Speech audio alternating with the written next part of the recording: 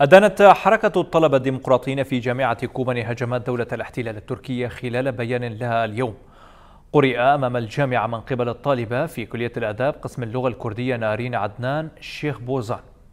وجاء في نص البيان: إننا في حركة الطلبة الديمقراطيين ندين الهجمات الوحشية التي تشنها دولة الاحتلال التركية على مناطق إقليم شمال وشرق سوريا، فهي تقصف مواقع مدنية، وأسفرت هجماتها عن تدمير 5 مدارس وحرمان الآلاف من الطلبة من التعليم واستشهاد 10 مواطنين.